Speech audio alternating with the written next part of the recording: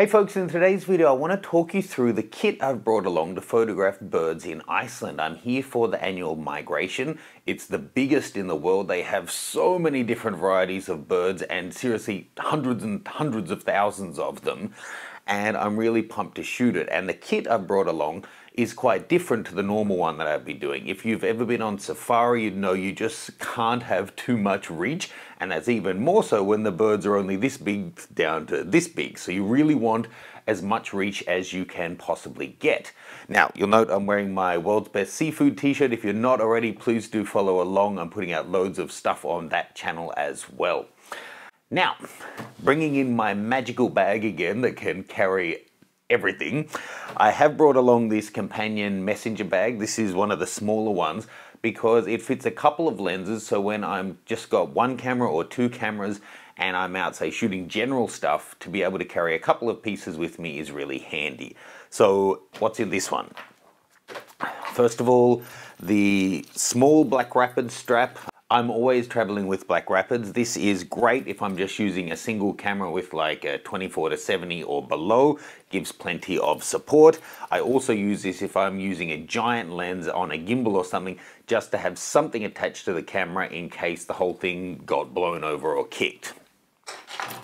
Now, first of all, I have brought the 85mm 1.4G. I have been using the 105 a lot lately, but I think this is going to be better flexibility for me because I'll be doing some indoor and outdoor shooting, and this will be great for when we encounter other kinds of wildlife like horses or sheep that you can get closer to, and it's also great for portraits, of course.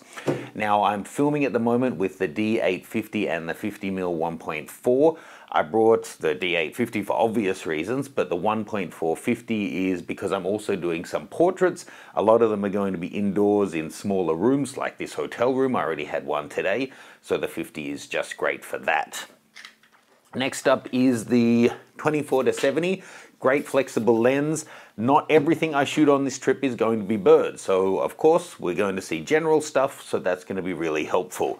Then the 15-30 Tamron, because this is still Iceland. There's still going to be amazing waterfalls and unbelievable landscapes and moments where the sky just opens up with rays of light and fierce clouds like you've never seen anywhere else. So a great option for that kind of stuff is the 15-30.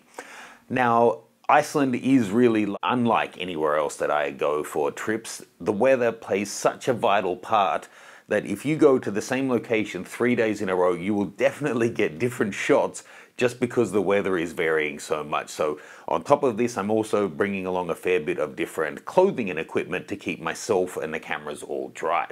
Now, no doubt you're expecting some longer lenses, seeing this is birding as well. Can this fit any more? It is magical.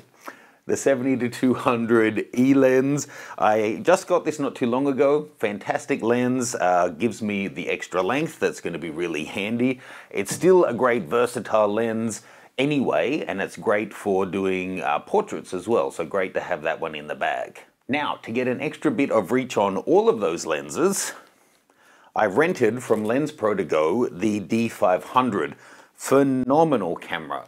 It's in many ways right up there with the D5 in terms of its sporting prowess, not every way, but the ability to get all of the pixels onto a 1.5 crop APS-C sensor means you get that extra reach on all of these lenses, so that's going to be really handy. Let's put that down somewhere carefully. That'll do. Next up,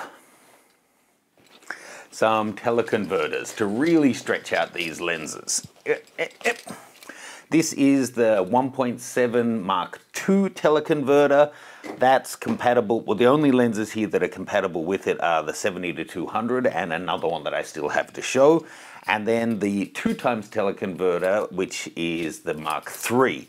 Now, if you're not familiar with teleconverters, how they work, say a 2x teleconverter, if you're looking at the long ends of my 70-200, 200-8, this will turn it into a 400 because it's 2x, but you lose 2 full stops of light. So that's 2.8 to f4, f4 to f5.6. So the long end becomes a 400mm f5.6.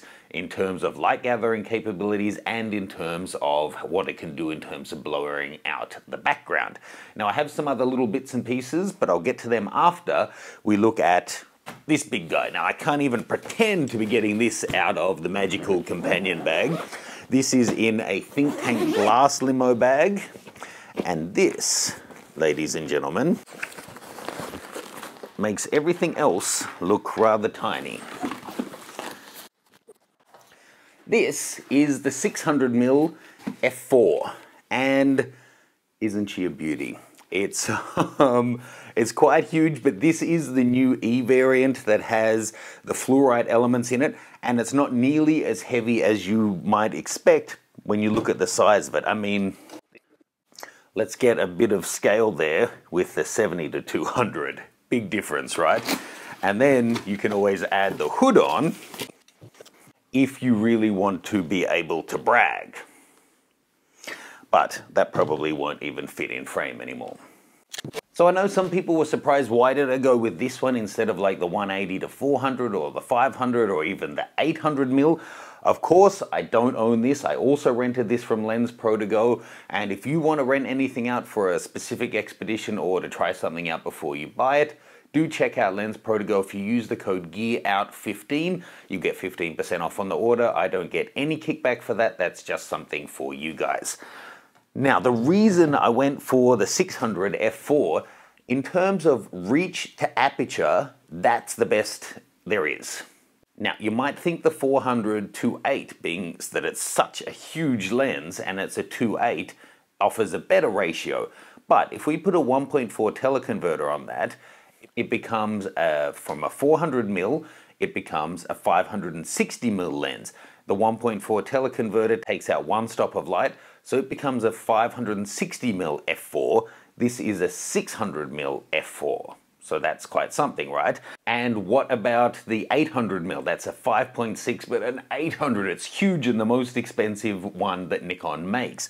If I put a 1.4 teleconverter on this, it becomes an 860mm f5.6. So I'm getting more reach and the same aperture.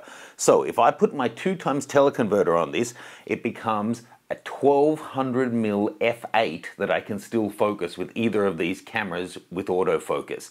And if I'm shooting it on the D500 with the crop factor, it actually becomes equivalent focal length of 1800mm. Crazy. That's gonna let me really fill up the frame with those birds. Now, of course, because of that, I'm going to need a serious tripod. Let me just show you. I'm actually filming with it right now, so I'll throw to some B-roll. These are my Gitzo 2542 legs using Gitzo's own gimbal head. Now this thing is so fluid, so steady, it's just phenomenal, and it does still fit into my suitcase fully packed up like this without having to disassemble it. So really cool. Now, some other little bits and pieces, the Profoto A1. I know there isn't a lot out there on this so far that isn't, you know, by the company, but I have no relationship with Profoto. I paid for this. None of this is a paid promo. I'm really enjoying shooting with that one though, especially the recycle time. It's great. I mean, I always carry lots of AA batteries anyway, but having the lithium-ion pack is really nice. Then I've got the Double Breathe Rapid from Black Rapid. It's their latest generation. It's so that I can be carrying two cameras at once. I often use the Sport, the slimmer one, but this one is great if I'm going to be, you know, carrying stuff all day, and it might be heavier stuff when I'm walking, say, from our Sprinter vehicle through a cliff along the edge to get to where I want to shoot the birds, with this guy on one shoulder and the 70-200 on another and a tripod under my hand. Having it on really steady, durable straps that's comfortable on the shoulders is important. What else? I have a GoPro 6 little 4K unit. Really, look how small that is in front of the lens. Really great. I enjoy using those for all kinds of videos. I use them a lot on my seafood channel, but just as a different vantage point, they're great. And an extra vantage point obviously comes with the Mavic. Now I've got that already with an ND on there. Using NDs with your Mavic is really important, or with any drone, so that you can get a suitable shutter speed so it doesn't look odd in the final video. But I really enjoy using that guy, so I travel with that, the controller, and 4 spare batteries, all ready to go at any moment. So if you're having a really great shooting opportunity, you can just go for it. Know that you've got, you know, an hour and a half of flight time up your sleeve, even in really windy conditions. So I think that's everything. I know that's a lot of stuff, but Iceland is a wild country. It's expensive to get here. It's expensive to travel around. Now that we're here, and now that I've got a group of my tour guests that I'm going to be showing around for the next 2 weeks, I want to really make the most of it. I can't wait to get this 600mm out in the field.